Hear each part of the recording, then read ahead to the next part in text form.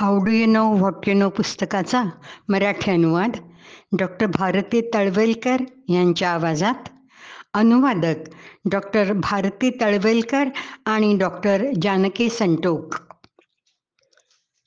Chapter 10 भाग 6. The principle. मूलभूत सिद्धांत भाग 1.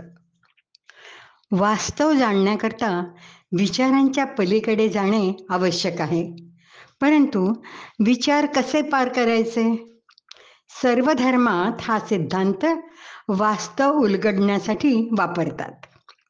विचार विचाराला काढतो आणि जे उरते ते अंतिम वास्तव्य. आदि शंकराचार्य या सिद्धांताची तुलना काटा काढण्याशी करतात.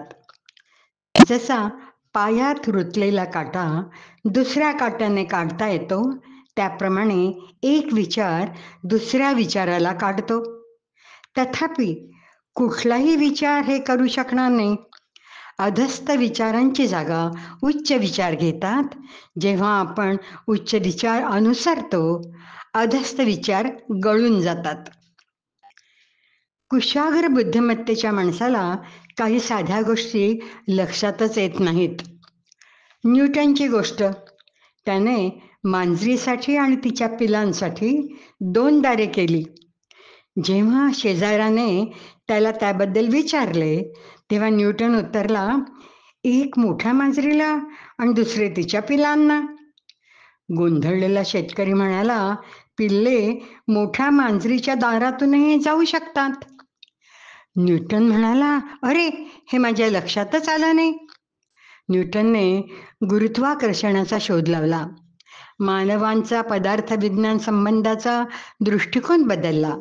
तरीही दोन्ही मांजर आणि तिची पिल्ले एकाच दारातनं ये जा करतील हे त्यांच्या लक्षातच आलं नाही. जेव्हा मन उच्च विचारांनी व्याप्त असते, अधस्थ विचार अंधुक होतात.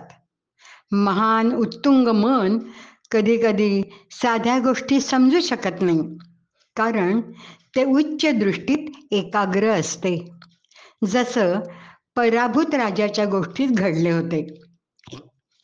एक राजा युद्धात पराभूत होऊन एका शेतकऱ्याकडे आश्रयास्तव आला होता. अनभिज्ञ शेतकऱ्याने त्याला जखमी सैनिक समजून सहानुभूतीपोटी झोपडीत आश्रय दिला होता. जेवणही दिले. तिचं बाळ रडायला लागलं म्हणून तिला माळ्यावर जायचं होतं. परंतु केक ओव्हनमध्ये भाजण्यासाठी ठेवले होते.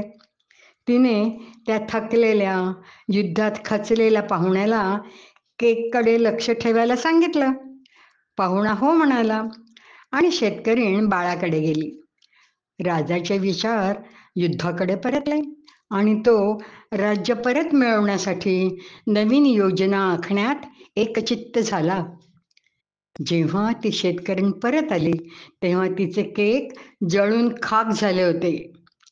ती त्या कृतघ्न पाहुणावर चिडली. राजाने नम्रपणे क्षमा मागितली.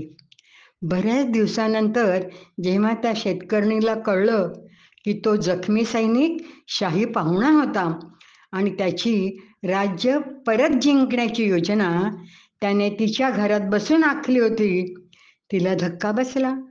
तिने तिच्या राजाला, जो राज्य सांभाळत होता, त्याला केक बघायला सांगितलं होतं आणि त्याच्यावर रागावली पण होती, कारण त्याने तिचे सांगितलेले काम बरोबर केले नव्हते.